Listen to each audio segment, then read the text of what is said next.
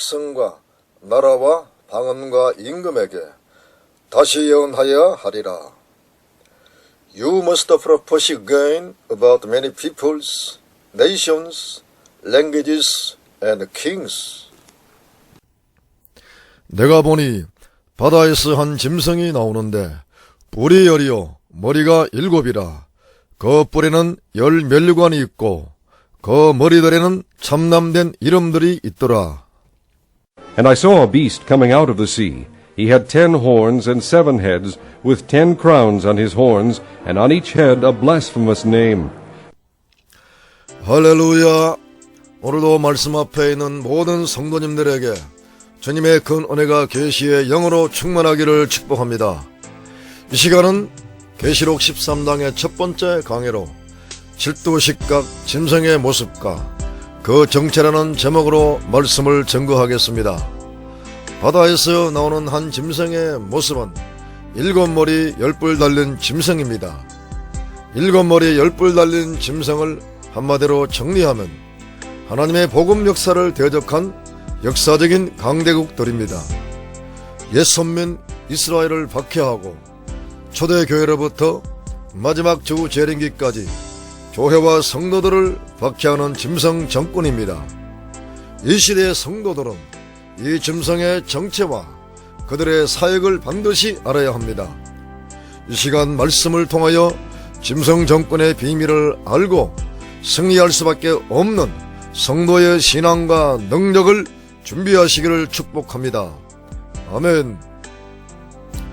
큰 첫 번째로 칠두식각 짐승의 출처와 시기에 대하여 말씀을 드립니다.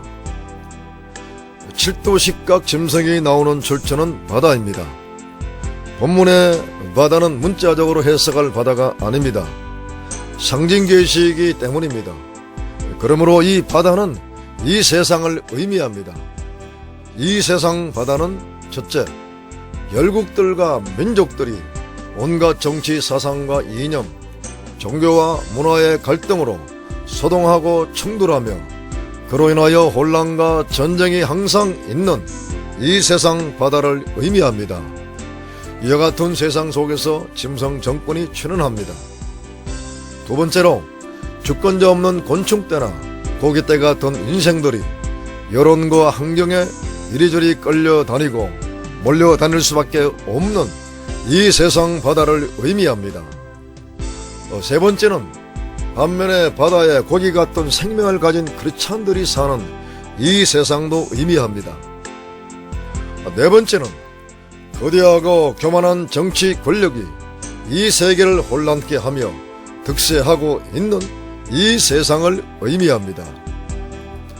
다섯 번째는 붉은 용 마귀가 역사하는 이 세상을 의미하며 여섯 번째는 전국에는 하나님의 심판을 받고 마는 이 세상을 바다로 계시를 하셨습니다. 이와 같은 바다에서 과거에도 짐승 정권이 등장했고 지금도 등장해 있으며 또 마지막 짐승 정권도 이 세상 바다에서 등장합니다. 이 바다는 공중무쇠 잡은 마귀가 주 무대로 삼고 역사하는 이 세상이기 때문에 자기의 소화가 되는 짐승 정권을 역사 이래 계속 이 세상 바다에 등장을 시켰습니다. 작은 두 번째로 칠두식각 짐승이 등장하는 시기에 대해서 말씀을 드립니다. 칠두식각 짐승이 등장하는 시기는 여섯 번째 머리까지는 이미 과거이기 때문에 말할 필요가 없을 것 같습니다. 그러나 일곱 번째 짐승이 등장하는 시기는 분명히 알아야 합니다. 일곱 번째 짐승 정권이 등장하는 시기는 다섯째 나팔 때부터 이 세상 속에서 서서히 그 정태를 드러내기 시작하며 여섯째 나팔 때부터는 본격적으로 이 세상 속에서 42달 동안 역사합니다.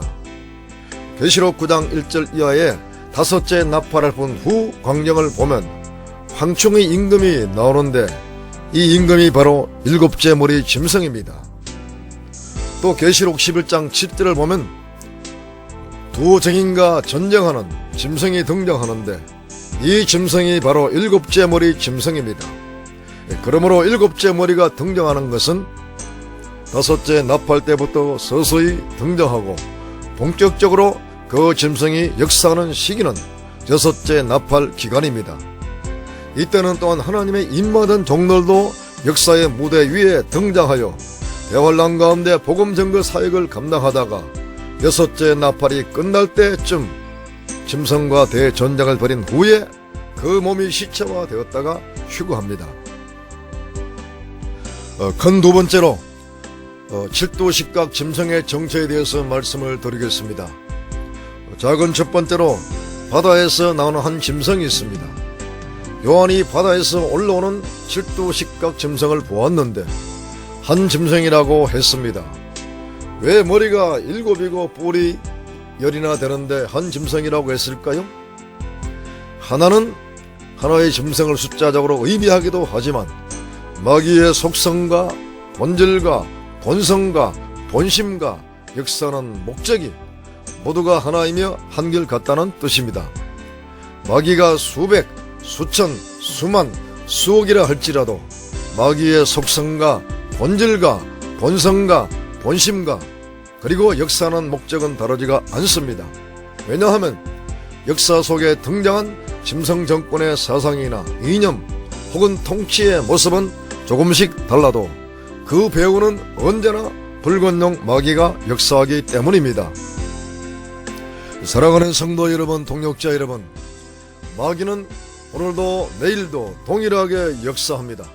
사람을 유혹하여 죄악된 길로 타락을 시키며 타락한 영혼을 지옥으로 보내는 마귀의 역사는 언제나 동일합니다. 결코 그 방향을 바꾼 때가 없었습니다. 복음의 역사를 대적하고 하나님의 신성을 회방하며 모독하는 신성 모독은 그 방향을 바꾼 때가 결코 없었습니다. 앞으로 마지막 짐승이 등장하면 마귀의 하나된 역사는 최고도에 이를 것입니다. 그 마지막 한 짐승은 붉은 용의 권세를 받은 유일한 적그리스도 짐승 정권입니다. 과거 역사 속에서도 그 시대마다 가장 강력한 한 짐승 정권이 등장했습니다. 애굽이 그 시대의 한 짐승이었고 아수르, 바벨론, 메데파사, 헬라, 로마가 모두 그 시대의 한 짐승이었습니다. 마찬가지로 마귀는 역사 종말에도 한 짐승 정권을 세워 마귀의 왕국을 건설하려고 합니다. 그러나 하나님은 예수 그리스도와 완전히 생명 연합이 이루어진 곧 주님의 형상이 완전 회복된 종들을 세워 이들을 통하여 짐승의 왕국을 무너뜨리고 한 왕이신 예수님이 통치하는 한 나라를 세우십니다. 작은 두 번째로 짐승의 7머리에 대해서 말씀을 드립니다. 사도 요한의 계시를 보는 가운데 바다에서 올라오는 7머리 10뿔 짐승을 보았습니다. 그리고 그 10뿔에는 10면류관이 있고 참남된 이름들이 있는 짐승입니다. 세상에는 이와 같은 짐승은 없습니다.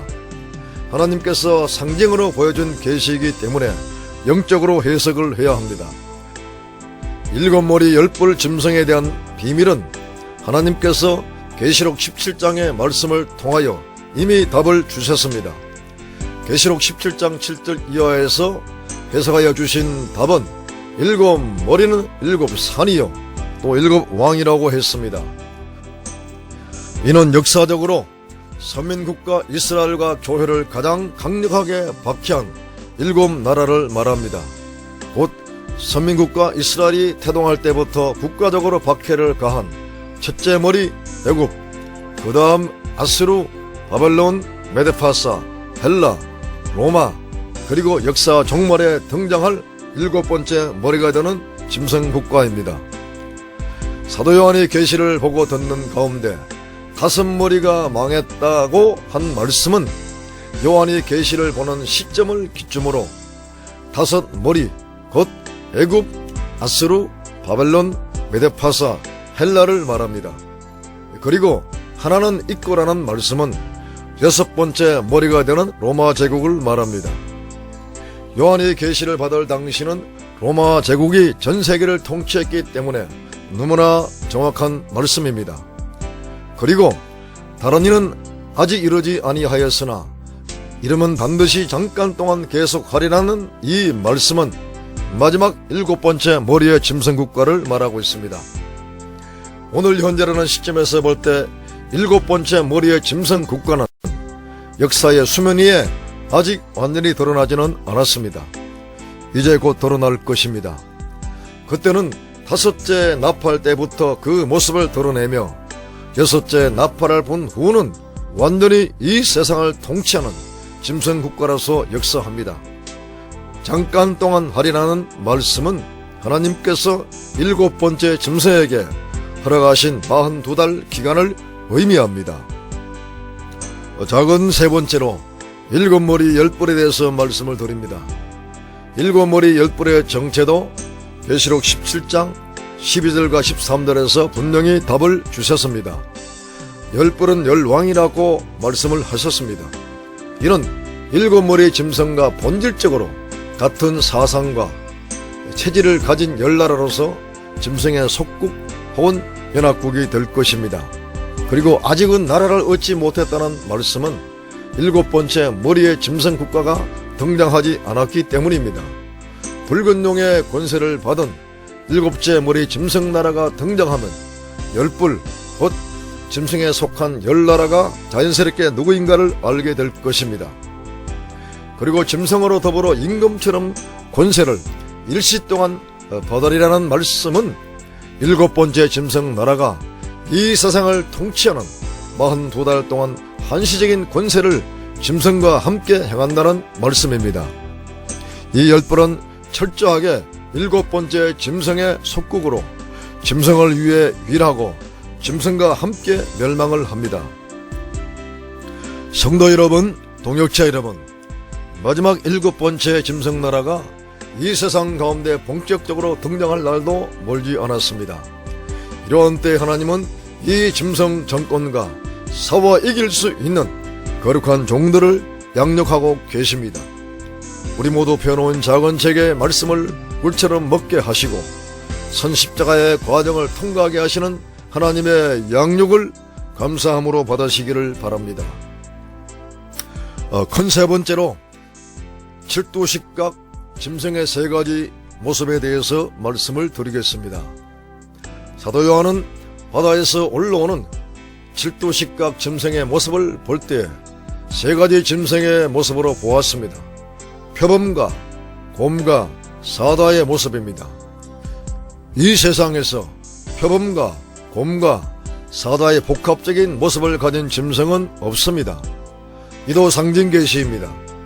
그런데 요한이 본 복합적인 이 세 가지의 짐승의 모습은 이미 다니엘서 7장에 계시된 짐승의 모습으로 사자는 바벨론으로 곰은 메데파사 그리고 표범은 헬라를 의미합니다. 그러므로 요한이 본 짐승은 다니엘이 본 세 짐승과 같은 강대국의 복합적인 강대국으로 최고의 야수적인 나라요 최고의 강대국으로서 마귀의 걸작품이 되는 짐승 정권입니다.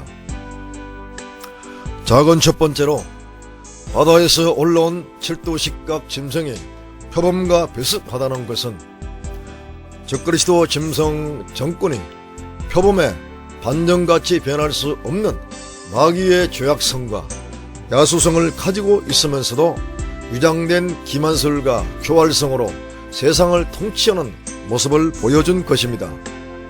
또 그것뿐만 아니라 표범같이 신속하게 상대국을 급습하여 통치하는 짐승 정권의 모습을 계시하신 것입니다.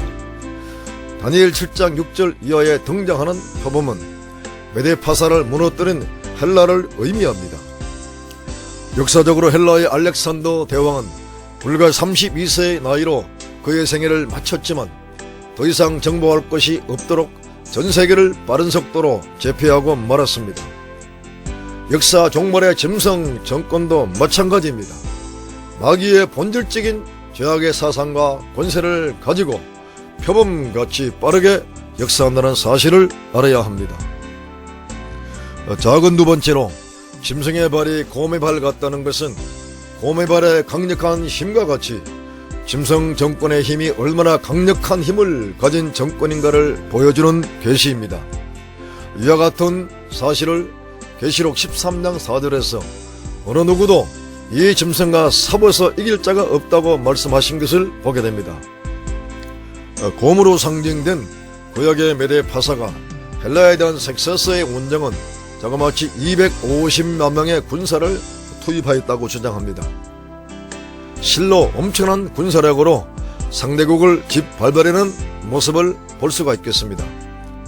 종말의 짐승 정권도 엄청난 군사력의 힘으로 이 세상과 교회를 짓밟고 강탈합니다.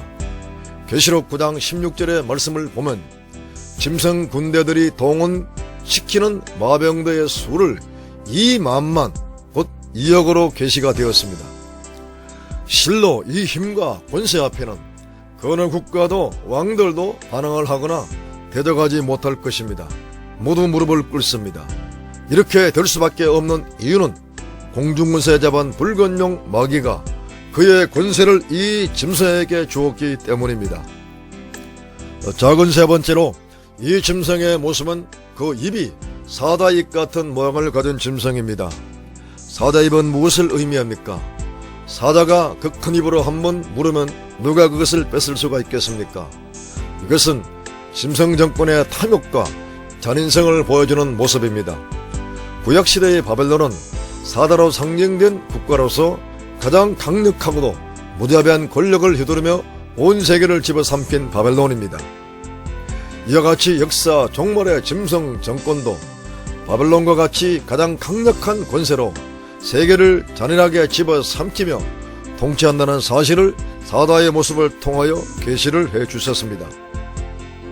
작은 네 번째로 용이 자기의 능력과 보좌와 큰 권세를 짐승에게 준다는 말씀은 용이 자기의 능력과 보좌와 큰 권세를 바다에서 나온 짐승에게 준다는 이 말씀은 짐승을 자기의 도구로 쓰기 때문에 마귀의 온갖 권세를 위임하는 것입니다.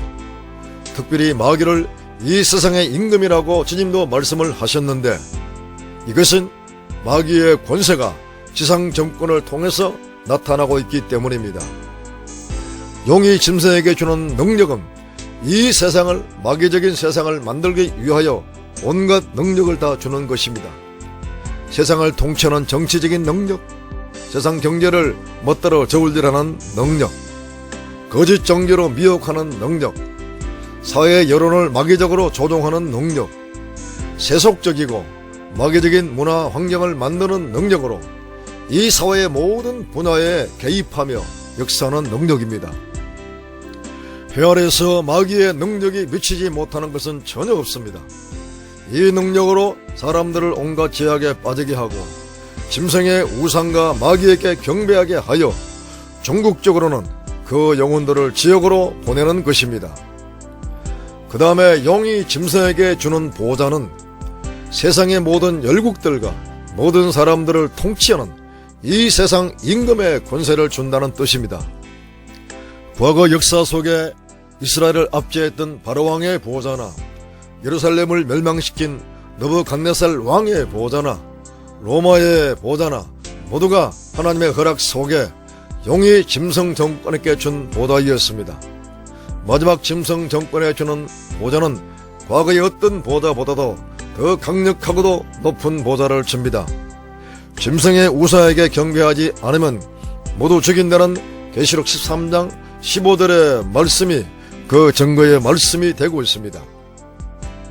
그리고 세 번째 용이 짐승에게 주는 큰 권세는 청황색 말 탄 자에게 땅 4분의 1의 권세를 주어 금과 흉년과 사망과 그리고 땅에서 올라오는 짐승을 무기 삼아 사람들을 죽이게 하고 또 계시록 7장 2절과 9장 15절에서는 땅 3분의 1과 바다를 해롭게 할 권세를 주며 그리고 짐승의 하부 군대가 되는 황충에게는 정괄의 권세를 주고 또 짐승에게는 42달 일할 권세와 성도들과 싸워 이기는 권세와 각 족속, 백성, 방언, 나라를 다스리는 권세를 주는 것을 보게 됩니다.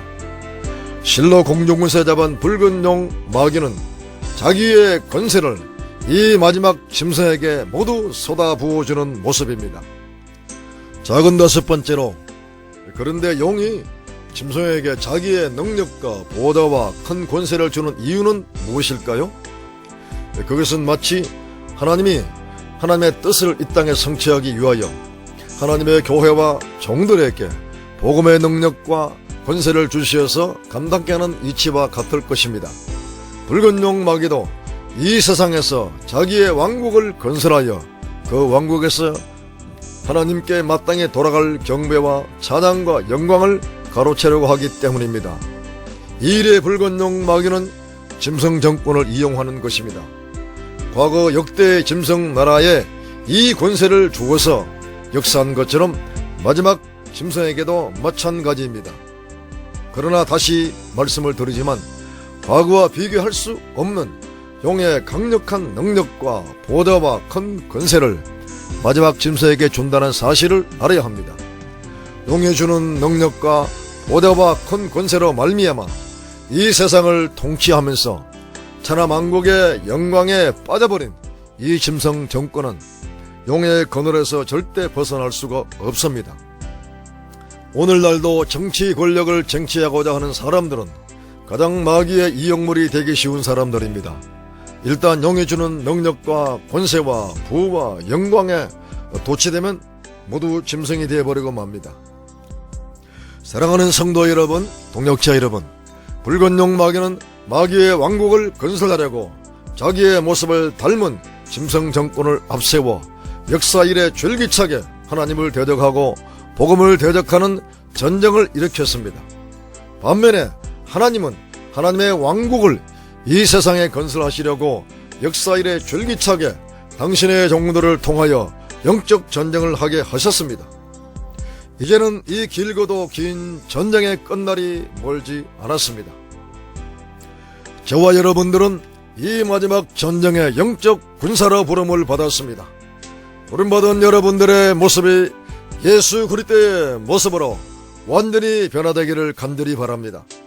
그래야만이 짐승 정권과의 최후의 전쟁에서 승리할 수가 있기 때문입니다. 변호인 작은책의 말씀을 간절히 사모함으로 먹기를 간절히 바랍니다. 그리고 말씀으로 인한 고난을 감사하게 통과하십시오. 고난이 길어져도 끝까지 인내로 승리하시기를 바랍니다. 어느 순간에 내 인격과 나의 사역 속에서 그리스도의 모습과 능력과 영광이 나타나기 시작할 것입니다. 아멘. 할렐루야.